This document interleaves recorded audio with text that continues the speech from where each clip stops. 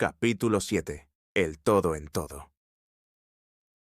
Si bien es cierto que todo está en el todo, no lo es menos que el todo está en todas las cosas. El que comprende esto debidamente ha adquirido gran conocimiento. El Kybalion. Cuán a menudo se ha oído a la mayoría repetir la afirmación de que su deidad era todo en todo, y cuán poco ha sospechado el íntimo significado oculto encerrado en esas palabras emitidas tan sin ton ni son. La expresión comúnmente empleada es lo que ha quedado de la máxima hermética del epígrafe. Como dice el Kybalion, el que comprende esto debidamente ha adquirido gran conocimiento. Y si esto es así, tratemos de comprender lo que significa, dada su gran importancia. En esa máxima está encerrada una de las más grandes verdades filosóficas, científicas y religiosas. Ya hemos dado la enseñanza hermética concerniente a la naturaleza mental del universo, la verdad de que el universo es mental, sostenido en la mente del todo. Como dice el Kybalion en el pasaje citado, todas las cosas están en el todo. Pero nótese también la siguiente afirmación correlacionada. Es igualmente cierto que el todo está en todas las cosas. Esta contradicción aparente es conciliable según la ley de la paradoja. Es, además, una afirmación hermética exacta sobre las relaciones que existen en el todo y su universo mental. Ya hemos visto cómo es que todo está en el todo. Examinemos ahora el segundo aspecto del asunto.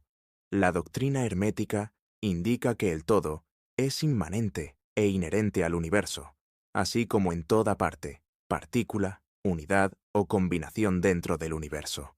Los maestros suelen ilustrar este postulado refiriéndose al principio de correspondencia. El instructor pide al estudiante que forme una imagen mental de algo, de una persona, una idea o alguna cosa que tenga forma mental, siendo el ejemplo preferido el de un autor que se esté formando una idea de los personajes, el de un pintor o escultor que esté creando la imagen mental de lo que trata de expresar con su arte. En cada caso, el estudiante verá que, aunque la imagen tiene existencia y ser únicamente dentro de su propia mente, sin embargo, el estudiante mismo, autor, pintor o escultor es, en cierto sentido, inmanente en dicha imagen. En otras palabras, toda la virtud, vida, espíritu o realidad de la imagen mental se deriva de la inmanente mente del pensador. Medítese esto un instante hasta que se comprenda bien la idea. Empleando otro ejemplo, podríamos decir que Otelo, Yago, Hamlet, Lear, Ricardo III, etc., existieron en la mente de Shakespeare en el momento de su concepción o creación.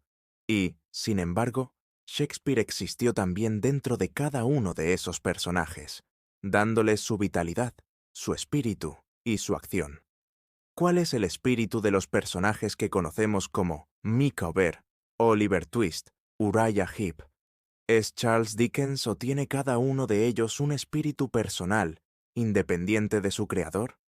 ¿Tienen la Venus de Médicis, la Madonna Sixtina, el Apolo de Belvedere, espíritus y realidad propios o representan los poderes mentales y espirituales de sus creadores? La ley de la paradoja explica que ambas proposiciones son ciertas, consideradas desde los puntos de vista apropiados. Micawber es, a la vez, Micawber y Dickens, y mientras puede decirse que Micawber es Dickens, Dickens no es idéntico a Micawber. El hombre, como Micawber, puede exclamar: «El espíritu de mi creador me es inherente, y sin embargo, yo no soy él». Esto es muy diferente de la chocante media verdad que clamorosamente anuncian algunos medios sabios, diciendo: «Yo soy Dios».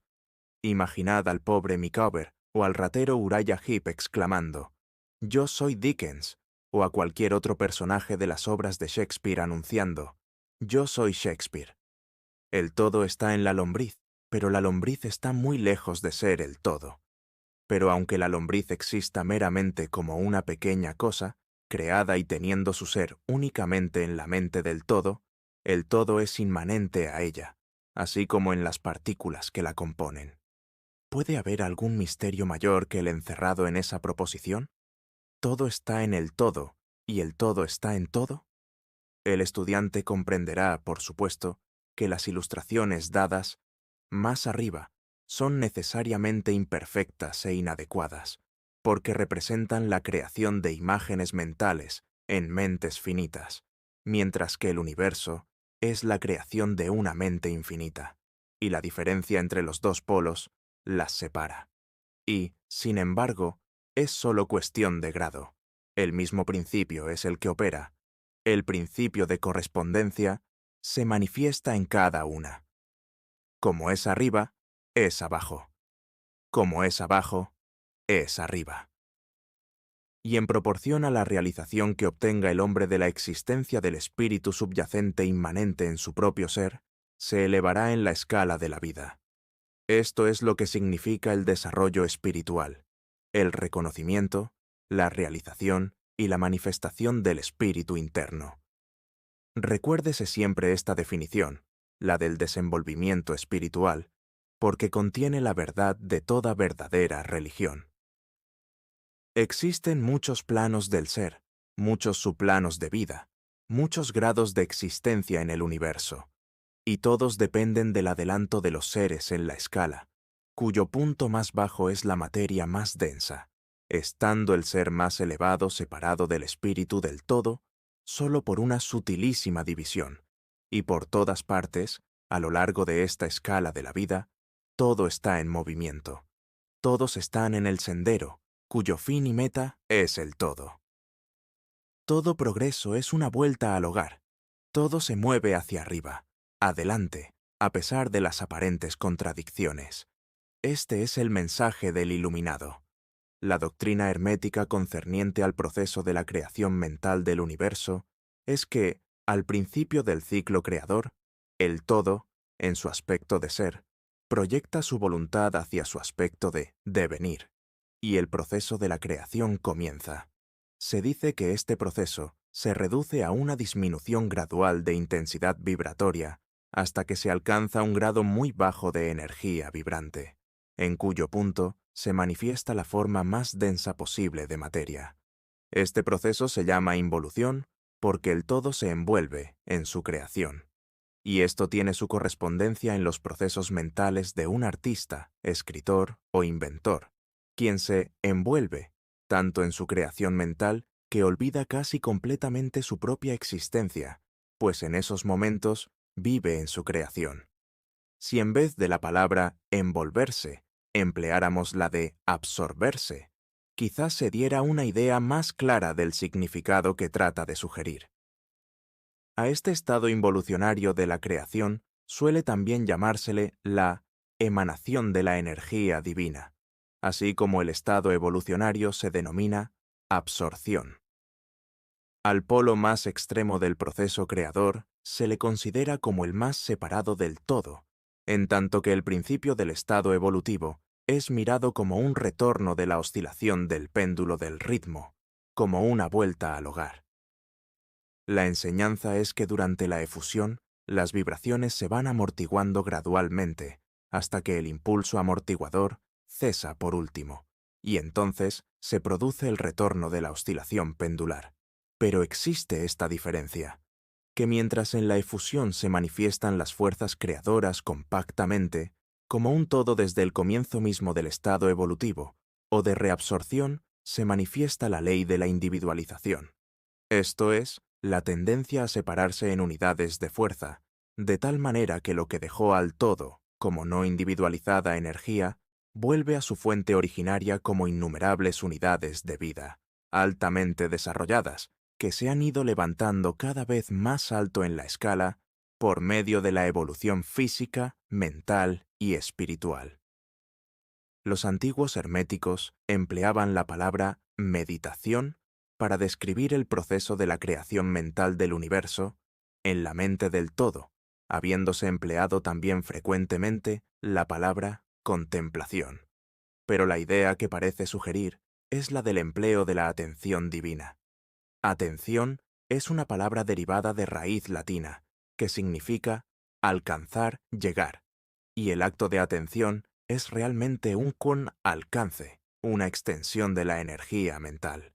De manera, pues, que comprenderemos perfectamente el concepto si examinamos el verdadero significado de la atención.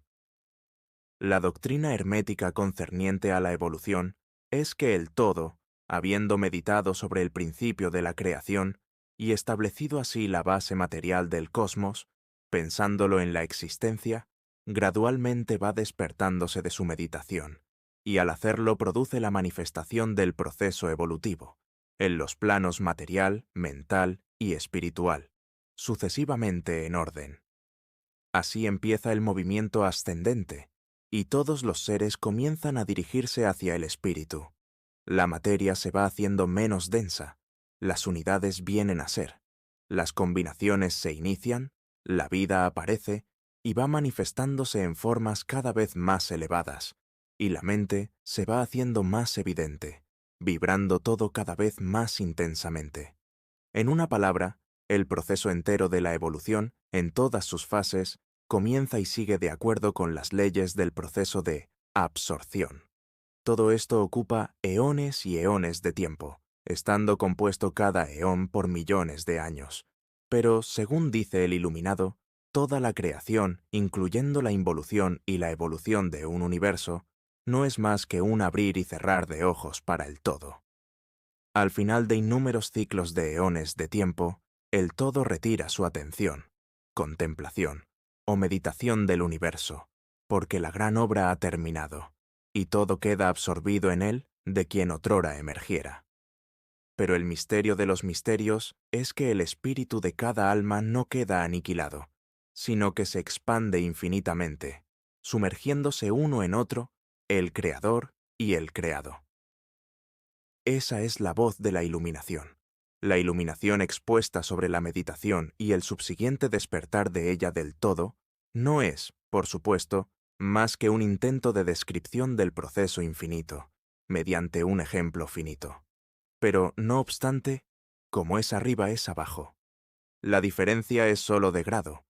Y así, como el todo se despierta de su meditación sobre el universo, así también el hombre, a su debido tiempo, cesará de manifestarse sobre el plano material y se irá retirando cada vez más en el espíritu interno, que, ciertamente, es el ego divino.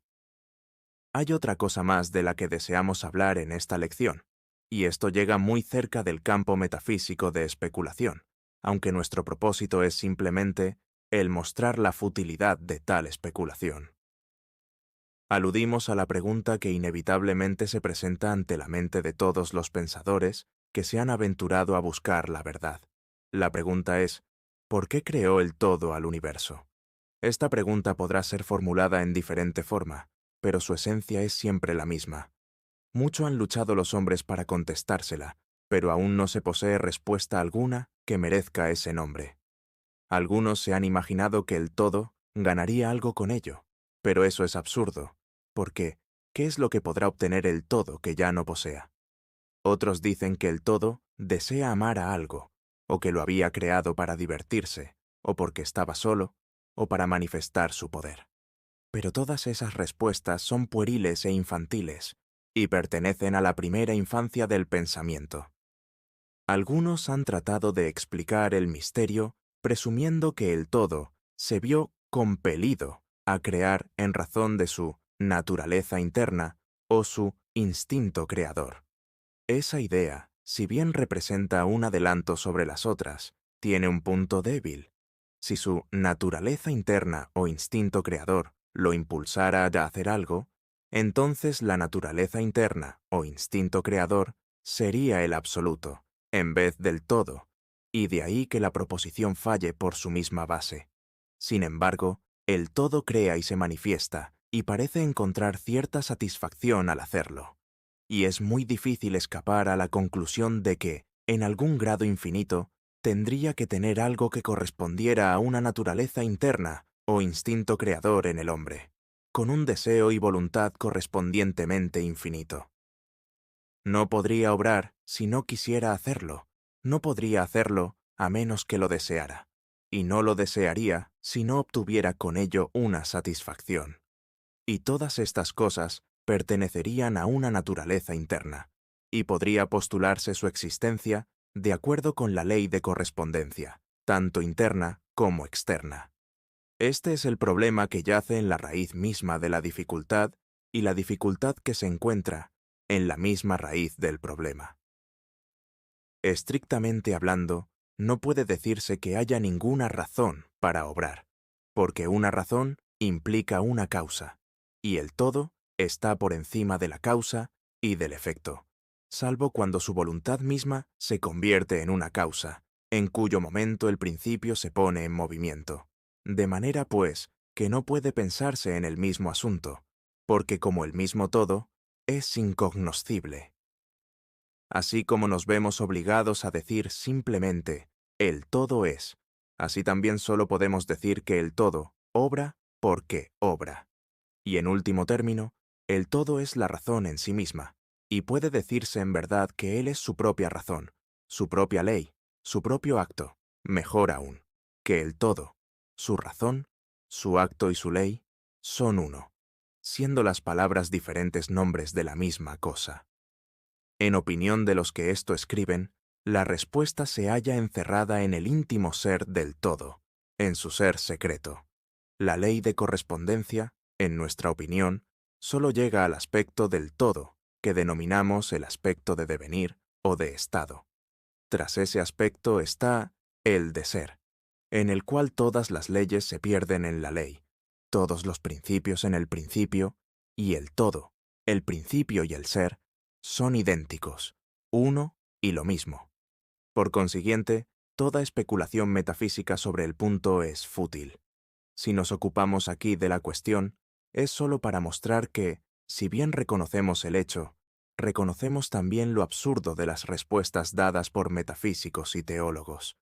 En conclusión, podrá ser de interés para los estudiantes el saber que, en tanto que algunos de los antiguos y modernos instructores herméticos se inclinan más bien a aplicar el principio de correspondencia a la cuestión, que da por resultado la naturaleza interna. La leyenda dice que Hermes, el Grande, cuando le fue hecha esa pregunta por algunos de sus más avanzados estudiantes, contestó apretando los labios fuertemente y no diciendo una palabra, como si indicara que no había respuesta. Pero también puede ser que quisiera aplicar el axioma de esta filosofía que dice que los labios de la sabiduría permanecen cerrados, excepto para los oídos del entendimiento, en la creencia de que aún sus más aventajados discípulos no poseían la comprensión necesaria que los calificara para esa enseñanza. De cualquier manera, si Hermes poseyó el secreto, no lo comunicó, y por lo menos en lo que al mundo concierne los labios de Hermes están cerrados al respecto. Y si Hermes el Grande vaciló en hablar, ¿quién sería el osado mortal que tratara de enseñarlo? Pero recordémoslo, cualquiera que sea la respuesta de este problema, si es que hay alguna, la verdad es que, si bien es cierto que todo está en el todo, no lo es menos que el todo está en todas las cosas. La proposición en este punto es enfática, y para terminar, repetiremos las palabras de la cita. El que comprenda esto debidamente ha adquirido gran conocimiento.